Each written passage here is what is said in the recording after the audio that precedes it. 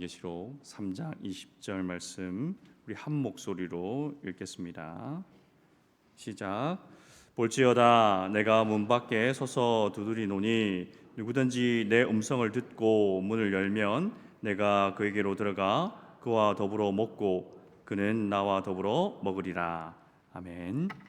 우리 좌우 옆 사람과 함께 인사 이렇게 나눴으면 좋겠습니다. 예수님께서 당신의 마음의 문을 두드리십니다. 예수님께서 당신의 마음의 문을 두드리십니다. 아멘. 오늘은 문 밖에 서신 예수님이라는 주제로 하나님의 말씀을 전하고자 합니다. 여러분, 하루에 몇 번이나 문을 열고 닫는 것 같습니까? 아침에 일어나면 방문을 열고 또 화장실 문을 열고 또 집을 나설 때는 현관문을 나서고 또 버스나 지하철 문을 또 통과하기도 하고 사무실 문을 열기도 하고 하루에도 수십 번씩 문을 열고 닫는 것 같습니다. 그 많은 문들 중에서도 우리가 반드시 잊지 말아야 될 문이 있는데요. 그 문은 무엇이냐면 오늘 계시록 말씀에서 나오는 문입니다. 우리에게 특별한 문 하나를 보여주시는데요. 볼지어다 내가 문 밖에 서서 두드리노니라고 말씀하시죠. 이 말씀에서 우리의 영혼의 문 앞에 서 계시는 그 예수님을 만날 수가 있습니다. 모든 권세와 능력을 가지셔서 열고자 하시면 무엇이든지 열 수 있으시는 그 예수님께서 문을 열지 아니하시고 문을 두드리시고 그 앞에 서 계십니다. 왜 그러실까요? 여기에는 우리를 향한 예수님의 놀라운 사랑이 담겨져 있습니다. 문 앞에 서서 두드리고 기다리시는 그 예수님을 통하여서 오늘 함께 은혜를 나누기를 원합니다. 먼저 우리가 예수님 앞에서 문을 닫고 있는 경우들이 있는데 그런 경우를 먼저 살펴보겠습니다. 첫 번째 닫힌 문은요, 이성의 문, 지성의 문입니다.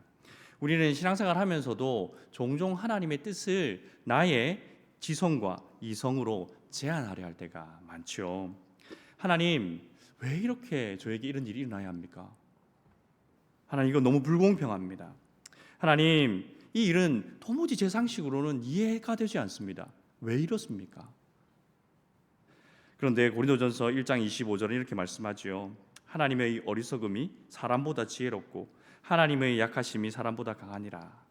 우리는 이 말씀을 잘 알면서도, 머리로는 알면서도 실제 삶의 현장에 부딪히다 보면 이 말씀을 까맣게 잊어버리고 내 이성으로 또 내 지성으로 이해되지 않으면 우리가 마음의 문을 닫아버리려고 합니다. 갑자기 찾아온 질병 앞에서 또 예상치 못한 사업의 실패 앞에서 또 점점 나와 멀어지고 나를 향하여서 반항하는 그 자녀들을 바라볼 때에 또 진학과 취업의 실패 앞에 설 때에 우리는 하나님의 계획을 의심하고 우리의 마음의 문을 닫아버립니다. 근데 여러분, 요셉의 삶을 한번 생각해 보십시오. 요셉이 애굽의 노예로 팔려갔을 때에 그가 감옥에 갇히게 되었을 때에 그 모든 상황이 그의 머리로 이해될 수 있는 상황이었을까요? 아니었습니다. 그럼에도 요셉은 끝까지 하나님을 신뢰했고 하나님과 동행하는 삶을 살았고 그의 삶의 결국이 무엇이었습니까? 그를 통하여서 하나님께서 이루시고자 하는 계획이 있다는 것을 그는 깨닫게 되었습니다. 우리는 오늘 5분 뒤에 어떠한 일이 일어날지도 알지 못하는 그런 존재들입니다. 그런데 그 하나님의 높고 깊고 무한하신 그 지혜, 그 뜻을 우리가 어떻게 다 이해할 수가 있겠습니까? 그렇기 때문에 이때 우리에게 필요한 것은 무엇이냐면 바로 믿음입니다. 하나님의 선하심을 믿고 또 하나님이 그 언약의 신실하심에 대해서 믿고 또 신뢰하고 따라가는 믿음으로 우리의 닫힌 이성의 문, 지성의 문을 하나님을 향해서 열어야 하는 것이죠. 예수님께서 지금 우리의 지성의 문을 두드리고 계십니다. 네가 나의 모든 뜻을 다 이해하지 못하더라도 나를 신뢰하며 나를 믿으며 나를 한번 따라와 보지 않겠니? 라고 우리의 마음의 문, 지성의 문을 두드립니다. 때로는 이해가요, 신뢰를 따라갑니다. 신뢰하면 이해되는 일들이 참 많다는 것이죠. 모든 순간이 다 이해되지 않고 또 설명되지 않는다 할지라도 그때라도 우리는 우리의 마음의 문을 닫는 것이 아니라 주님을 향하여서 마음의 문을 열어야 할 것입니다. 두 번째 닫힌 문은요, 우리의 감정의 문입니다.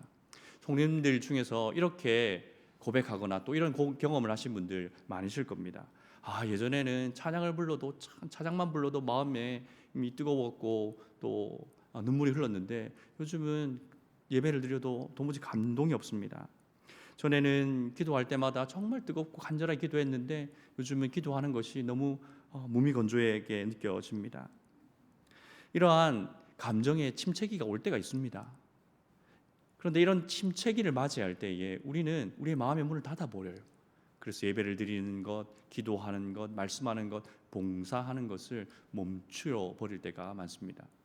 근데 여러분, 결혼 생활을 하고 있는데 그 결혼 생활이 계속 지속되다 보니까 처음에 가졌던 그 뜨거운 마음, 그 설레는 마음이 점점 사라져서 이제 내가 잘 느껴지지 않는다고 생각될 때 그럼 이혼합니까?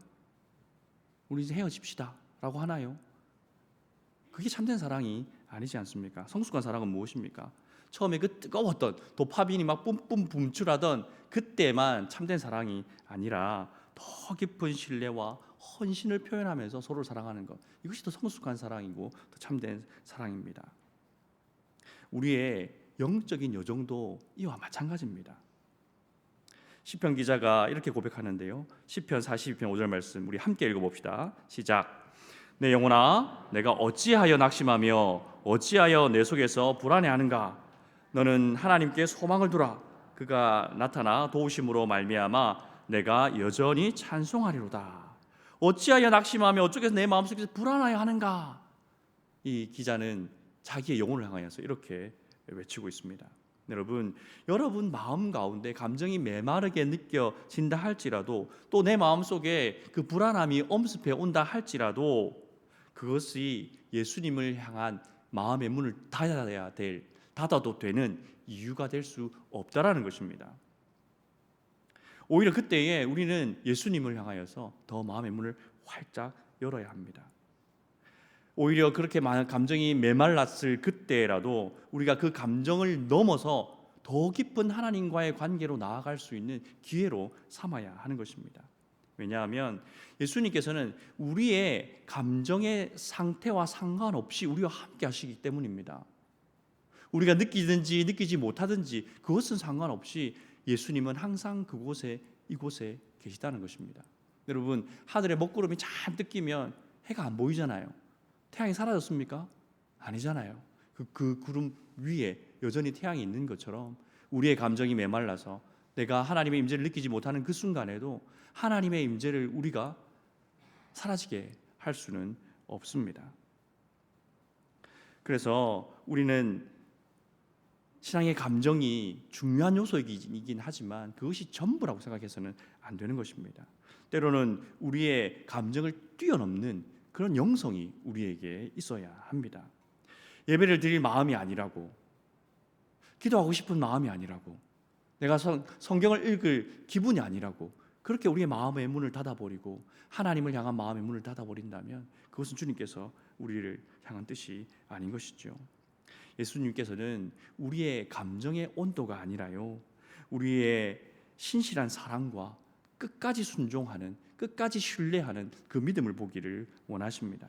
그래서 예수님께서는 지금도 메말라 있는 우리의 그 감정의 문을 두드리고 계십니다. 비록 감정이 메말랐다 할지라도 네가 나에게를 향하여서 문을 열어야 한다라고 우리의 마음의 문을 두드리고 계시는 것이죠.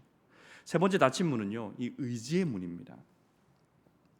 우리가 신앙생활을 계속 하다 보면 종종 지금은 아닌 것 같아요, 주님 아직은 아닌 것 같아요 라고 우리의 신앙의 성숙이나 또 하나님께 가까이 나가는 일을 뒤로 미룰 때가 많습니다. 하나님, 이번에 이 일만 정말 잘 되고 잘 해결되면 제가 열심히 신앙생활 할게요, 그렇게 고백하기도 하고요. 아이들이 지금 한창 자랄 때여가지고, 그러니까 아이들 잘 크고 나고 또 성숙하고 나면 그때 내가 하나님께 나가서 봉사도 하고 예배도 드리고 열심히 신앙생활 하겠습니다라고 합니다. 진학하면, 취업하면, 승진하면, 결혼하면, 집 사고 나면 그때 하나님께 더 가까이 나아가겠습니다라고 차일피일 미룰 때가 많다는 것이죠. 우리는 우리 인생의 그 다음 장을 바라보면서 그 다음 장이 있을 것이라는 확신을 가지고 이렇게 차일피일 주님께 나아가는 것을 미루려고 합니다. 그런데 주님, 내가 준비가 되면, 주님이 내가 상황이 정리가 되면 그때 내가 주님께 나갈게요 라고 하는 것은 내 인생의 다음 장이 내 것이라고 생각하는 교만함이 그 속에 들어있는 것입니다. 오늘은 하나님께서 우리에게 선물로 주신 특별한 날이지만 내일이 있을까요? 장담하실 수 있습니까? 높은 확률로 내일도 우리에게 주어질 수는 있지만 그러나 그 확률이 틀릴 수도 있는 것 아닙니까? 오늘은 우리에게 주어진 시간이라 할지라도 내일은 우리의 것이 아닙니다. 내일의 해가 나를 향하여서 밝게 빛날지 아닐지 우리는 알 수 없는 것이죠. 그런데도 우리는 계속해서 다음에요, 이것만 지나면요, 이 고비만 넘어서요, 내가 주님께 더 가까이 나아갈게요, 이렇게 얘기합니다. 그것은 주님을 향하여서 내 의지를 가지고 마음의 문을 스스로 닫아버리는 것입니다. 그래서 우리는 내일에 대한 소망을 가지는 것도 중요하지만 그 소망을 미리 예측하고 또 내 마음대로 조정할 수 있다고 생각하는 생각에서는 벗어나야 합니다. 우리 빌립보서 1장 6절 말씀을 볼까요? 너희 안에서 착한 일을 시작하시니까 그리스도 예수의 날까지 이루실 줄을 우리는 확신하노라. 일을 이루시는 분은 누구이십니까? 하나님이십니다. 내가 이루는 것이 아니죠. 그러니 내가 내일 무엇을 할 것이라고 교만한 마음을 가지는 대신에 주님께 나의 내일을 맡길 수 있어야 합니다. 내일을 맡기기 위해서는 오늘을 맡길 수 있어야죠. 오늘을 맡기지 못하는데 내일은 제가 분명히 맡기겠습니다. 그건 거짓말일 확률이 굉장히 높습니다. 그래서 지금 불완전하고 또 준비되어 있지 않고 성숙되어져 있지 않고 때가 되지 않았다고 생각할지라도 우리는 지금 이 순간 하나님께 마음의 문을 열어야 합니다. 내 자신을 하나님께 내어드려야 합니다. 우리의 부족함이요 오히려 하나님의 풍성함을 나타낼 것입니다. 나의 연약함을 통하여서 하나님의 그 능력의 무한하심이 드러날 것입니다. 내가 준비되지 못함을 통하여서 여호와 이레의 하나님을 우리를 만나게 될 것입니다. 그러니 제발 핑계 대지 마십시오. 오늘 이것만 해결되면, 오늘 이 문제만 넘어가면, 이것만 넘어가면 그때는 제가 이렇게 하겠습니다 라는 그러한 마음으로 주님을 향하여서 마음을 닫아서는 안 되는 것입니다. 예수님께서 지금 우리의 의지의 문을 두드리고 계십니다. 지금 너의 마음의 문을 열으라고요. 이렇게 우리는 이성으로 또 감정으로 또 우리의 의지를 가지고 하나님을 향하여서, 예수님을 향하여서 문을 닫아버리는 것을 살펴보았는데요. 그런데 정말 놀랍고 감사한 것이 있는데 그것은 무엇이냐면, 그렇게 우리가 아무리 지성의 문을 닫고 정서의 문을 닫고 또 우리 의지의 문을 닫아도 예수님께서는 포기하지 않으신다는 겁니다. 그 자리를 떠나지 아니하신다는 것입니다. 볼지어다 내가 문 밖에서 두드리노니, 이 말씀은요 2000년 전에 예수님께서 하신 말씀인데 지금 우리에게도 여전히 유효한 말씀입니다. 이러한 예수님의 기다림은요 우리를 향한 깊은 애정과 사랑이 없으면 불가능하죠. 여러분, 누군가에게 문전박대를 당하였는데 몇 날 며칠 후 그 문 앞에 서서 기다릴 수 있겠습니까? 가능한 경우는 딱 한 가지밖에 없습니다. 그 문 안에 있는 사람이 너무너무 귀하고 너무너무 사랑할 때 우리는 그 모든 것을 감수할 수 있습니다. 그 일을 행하신 분이 누구이십니까? 예수님이십니다. 우리의 부족함에도 불구하고 예수님께서 우리를 기다리시고 그 기다리심은 사랑의 기다림이십니다. 서두에서도 말씀드린 것처럼 예수님께서는 세상의 모든 권세와 능력을 가지고 계시잖아요. 예수님께서 열지 못할 문이 없습니다. 그런데 우리의 마음의 문을 예수님께서 강제로 여시지는 않으십니다. 왜 그러실까요? 그것은 예수님께서는 우리의 진정한 사랑과 또 헌신적인 순종, 자발적인 순종을 원하시기 때문입니다. 좋은 부모는요 자녀들이 좀 잘못해도 그 자녀가 바르게 성장할 수 있도록 기다려줄 수 있는 부모입니다. 그런 것처럼 예수님께서도 우리를 위하여서 참고 기다려 주시는 것입니다. 그런데 이런 예수님의 기다리심은 그냥 마냥 기다리시는 것만 아니에요. 그러면 기다리시면서 무엇을 하실까요? 예수님은 기다리시면서도 동시에 우리가 그 마음의 문을 열 수 있도록 예수님은 은혜를 베풀어 주십니다. 우리의 이성이 이해되지 못할 그때에 성령을 통하여서 하나님의 뜻을 깨달아 알게 하시기도 하고요. 우리의 메마른 정서를 만져주시고 위로도 해주시고요. 또 우리가 의지의 문을 굳게 닫고 있을 때에 힘을 낼 수 있도록 능력을 주시기도 합니다. 예수님은 그냥 문 밖에 서서 가만히 기다리는 것이 아니라 은혜를 베풀어 주셔서 우리가 마음의 문을 열고 예수님을 영접할 수 있도록 주님께서 은혜를 베풀어 주십니다. 마치 봄비에 그 얼어붙었던 땅이 부드럽게 녹아지는 것처럼 예수님께서는 은혜를 베풀어 주셔서 우리의 마음이 부드러워지고 예수님을 향하여서 열릴 수 있도록 일하고 계십니다. 여러분, 우리 본당 출입문 있잖아요.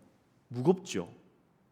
어린 자녀와 함께 이 문을 연다고 생각해 보십시오. 그 아이가 문을 열 수 있을까요? 아이가 열기에는 문이 너무 무겁습니다. 그런데 그 아이가 문을 열고 들어왔어요. 그 아이가 문을 연 겁니까? 뒤에 아버지가 문을 연 겁니까? 여기에 그 예수 그리스도의 문 밖에 서서 기다리시는 그 예수님의 문이 열리는 순간에 역설이 있습니다.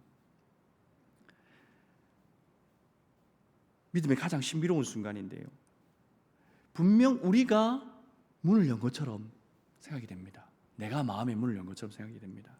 하지만 우리의 결단, 우리의 선택, 우리의 의지로 예수 그리스도를 영접한다고 생각하지만 구원받을 만한 믿음, 예수님을 영접할 수 있는 믿음은 오직 하나님께서 은혜로 우리에게 주시는 선물입니다. 그 은혜의 선물을 받아서 우리가 예수님을 영접하는 것입니다. 믿음의 선물을 받아서 우리가 예수님을 영접하는 것이죠. 여러분, 베드로를 한번 생각해 보십시오. 베드로는요, 예수님을 3번이나 부인했던 사람입니다. 그래서 그 예수님이 그를 포기하셨나요? 아니잖아요. 끝까지 그를 사랑하셨고 그를 기다려 주셨습니다.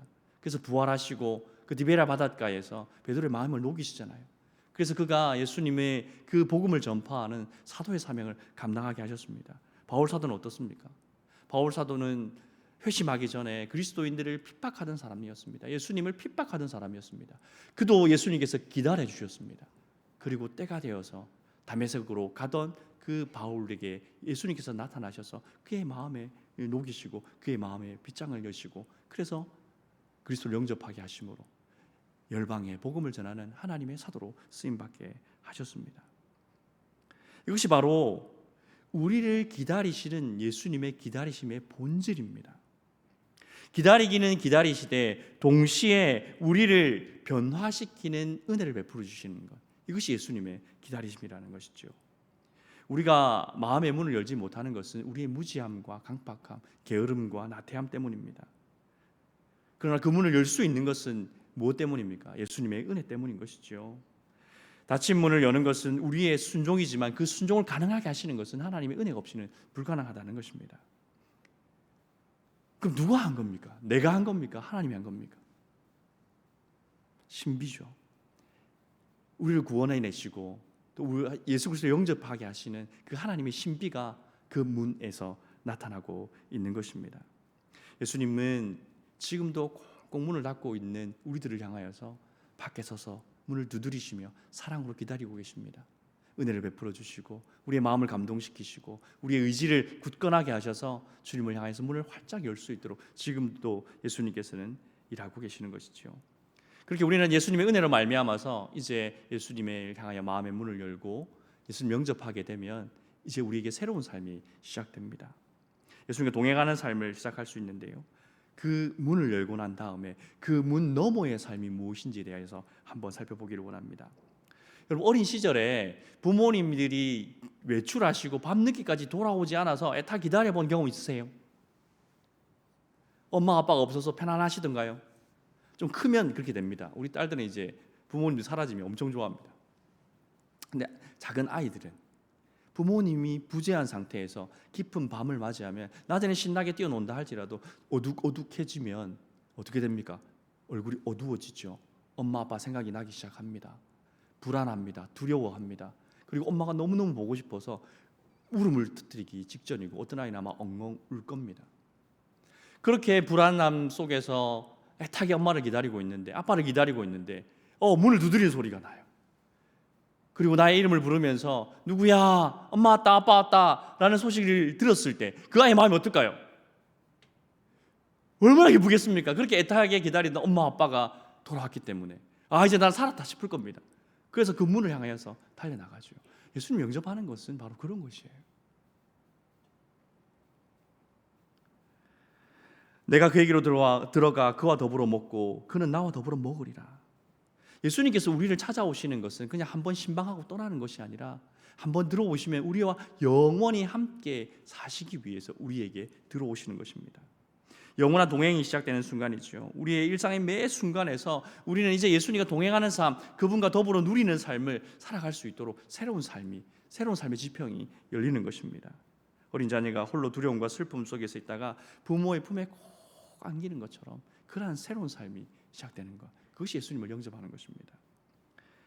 그러한 삶 가운데 우리가 누릴 수 있는 은혜가 무엇입니까? 바쁜 아침 가운데서도 이스라엘 백성들이 매일 아침마다 만나를 얻었던 것처럼 우리는 일용할 양식, 하나님이 주시는 매일의 은혜를 누릴 수가 있습니다. 때로는 로뎀 나무 아래서 아무런 힘이 없이 하나님과 교제했던, 하나님께 기도했던 엘리야처럼, 또는 춤추며 기뻐하며 하나님을 찬양했던 다윗처럼, 때로는 예레미야가 망해가는 그 백성들을 보고 탄식했던 것처럼 우리는 어떠한 모습이든지 어떠한 방법으로든지 예수님과 교제하고 하나님과 더불어 사는 삶을 살 수가 있습니다. 중요한 결정을 앞두고 있을 때에 솔로몬과 같은 지혜를 얻을 수도 있고요, 관계의 어려움들 속에서 바울이 보여주었던 그 사랑과 관용과 포용의 마음을 우리가 배울 수도 있습니다. 저녁이 되면 엠마오로 가는 제자들에게 예수님이 찾아오셔서 그들과 동행하시면서 그들의 마음을 뜨겁게 해주셨던 것처럼 예수님께서는 우리의 마음을 뜨겁게 하셔서 하나님을 따라가게 하기도 합니다. 바로 이것이 문 너머의 삶인 것이죠. 예수님과 동행하는 삶, 그 문 너머에는 이렇게 풍성한 삶이 우리를 기다리고 있습니다. 예수님은 우리에게 너무너무 관심이 많으세요. 그래서 굳이 들어오시려고 하시는 겁니다. 굳이 문을 두드리시고 떠나지 아니하시고 서 계시는 것입니다. 그럼 자녀들이 학교 갔다 오면 제잘제잘 떠듭니다. 그죠? 학교에서 엄마 이런 일도 있었고 저런 일도 있었고, 들어보면 별일입니까? 별일 아닙니까? 별일 아닙니다. 뭐 사소한 이야기들이죠. 그런데 엄마는 야, 그 쓸데없는 소리 하지 마라, 시끄럽다, 가서 공부해라, 이렇게 하나요? 아니죠. 엄마는 그 별 볼 일 없는 이야기도 귀담아 들어줍니다. 사랑과 애정을 가지고 그 아이의 말을 들어주고 그 아이와 대화하죠. 이것이 예수님과 동행하는 삶, 더불어 사는 삶의 모습인 것입니다. 예수님 우리에게 너무너무 관심이 많아요. 그래서 우리가 제잘제잘 떠드는 소리, 주님께는 정말 전 우주를 통치하시고 다스리시는 그 주님께는 정말 별소리 아닌 것처럼 보이지만, 그러나 예수님께서 우리의 말을 귀담아 들어주시고 우리에게 사랑과 애정을 늘 표현해 주십니다. 그것이 예수님과 동행하는 삶, 예수님을 향해서 문을 활짝 연 사람들이 누리는 삶의 풍성한 것이지요. 그런데 우리가 그분을 찾을 때마다 정말 놀라운 사실은 무엇이냐면, 그분은 이미 그곳에 나보다 한 발 앞서 계시다는 것입니다. 우리가 주님을 사랑하는 것보다 주님이 우리를 더 사랑하셔서 그 넘치는 사랑으로 우리를 기다리고 계십니다. 그런데 우리는 주님을 문 앞에 세워둘 때가 많죠. 바쁘다고, 중요한 일이 있다고, 예수님 그 잠깐만 서 계세요 하고 딴 일에 몰두합니다. 그런데 그러다가 나의 한계 상황을 만날 때가 있죠. 더 이상 내 힘으로 어찌할 수 없는 그런 한계 상황에 부딪힐 때, 그때 문득 생각이 납니다. 아, 맞다, 문 밖에 예수님 계시지. 예수님께 나아가려고 하는데 주저주저합니다. 내가 예수님을 이렇게 문전박대했는데 내가 무슨 면목으로 예수님을 부를 수 있나? 혹시 예수님이 떠나시지 않으셨을까? 라는 그러한 두려움 반, 미안함 반 마음으로 문 곁으로 가봅니다. 예수님 계십니까? 안 계십니까? 여전히 계십니다. 우리는 여러분 그걸 믿으셔야 합니다. 우리를 향한 그 사랑, 예수님의 그 사랑은 다함이 없기 때문에, 비록 우리가 예수님을 향한 그 사랑에 온전하게 반응하지 못할 그때라도 예수님은 우리를 떠나지 아니하시고 우리와 함께 하십니다. 그러니 우리가 그 예수님을 향하여서 어찌 문을 닫고 있을 수가 있겠습니까? 주님은 말씀으로 오늘도 우리의 마음을 두드리고 계십니다. 예배 가운데, 기도 가운데, 찬양 가운데 우리의 마음의 문을 두드리세요.